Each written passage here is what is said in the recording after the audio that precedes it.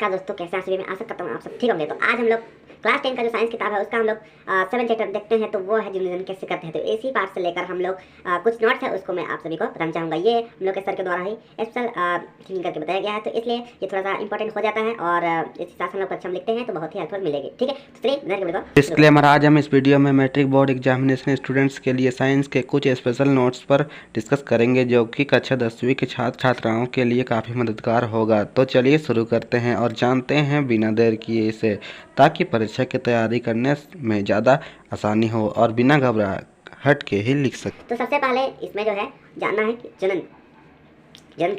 जन्म के बारे में हम लोग क्या लिख सकते हैं, जन्म क्या होता है। तो इस टाइम में पूछ सकता है, तो आज तक चांस है कि पूछेगा। तो इसके लिए भी हम लोग को एक पैटर्न बताया गया है जिस हिसाब से हम लोग को लिखना है। ठीक है, ये सही बताया है तो गलत तो बिल्कुल नहीं होगा। तो इस तरह से आप लिख सकते हैं कि जब कोई जीव या जंतु या वनस्पति अपनी अस्तित्व को बचाने हेतु अपने जैसा एक नया संतति का सृजन करते हैं जिसे हम जन्म कहते हैं। ठीक है, आप सृजन का जगह निर्माण भी कर सकते हैं। ठीक है, उसके बाद जनन एक जैविक प्रक्रिया है, ये भी है। ठीक है, सबको नोट कर लीजिए। उसके बाद प्रजनन के बारे में है, प्रजनन है अगला।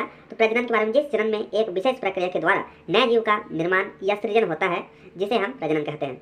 ठीक है, ये बहुत ही स्पेशल नोट्स है तो आप सभी को जरूर डालना चाहिए और हमें भी जो क्लास 10 के स्टूडेंट्स हैं। ठीक है, उसके बाद अगला देखिए प्रजाति क्या होता है। तो एक ही प्रकार के गुणों वाले या डीएनए वाले जीवों को प्रजाति कहते हैं।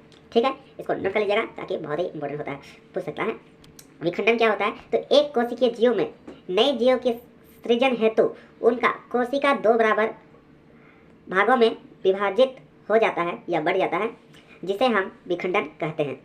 ठीक है, उदाहरण के लिए अमीबा ले सकते हैं, मलेरिया परजीवी, लेशमानिया, कालाजार, केरोगानू और प्लेस्मोडियम इत्यादि। तो ये सब बहुत ही इंपॉर्टेंट है, आप सभी नोट कर लीजिएगा। ठीक है, उसके बाद बहुखंडन क्या होता है। तो बहुखंडन जब कोई जीव किसी कारणवश विभिन्न टुकड़ों में विभक्त हो जाता है तो नए टुकड़े अपने आकार में वृद्धि कर एक नया जीव का निर्माण या सृजन करते हैं जिन्हें हम बहुखंडन कहते हैं। ठीक है, तो ये सभी नोट कर लीजिएगा, हम लोग को ये बताया गया है, आप सभी को समझना चाहता हूँ। ठीक है, तो ये अगला हम लोग का है मुकुलन।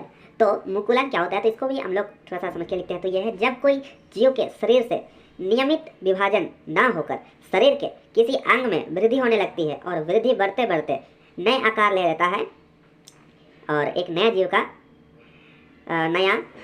जीव का स्वतंत्र जीव का निर्माण या सृजन करता है जिसे हम मुकुलन कहते हैं। ठीक है, तो आप बोलने में दिक्कत हो सकता है, आप लिखा हुआ प्लीज देख लीजिएगा। ठीक है, बहुत ही हेल्पफुल मिलेगा। तो हम लोग क्या करते हैं, आज के लिए इतने रखते हैं हम लोग। मुझे आशा है आप सभी को कुछ नया कुछ जानने को जरूर मौका मिला होगा और ऐसे हमारे साथ मिलते रहेगा, हम लोग ऐसे ही मिलते रहेंगे आपके साथ। मिलते हैं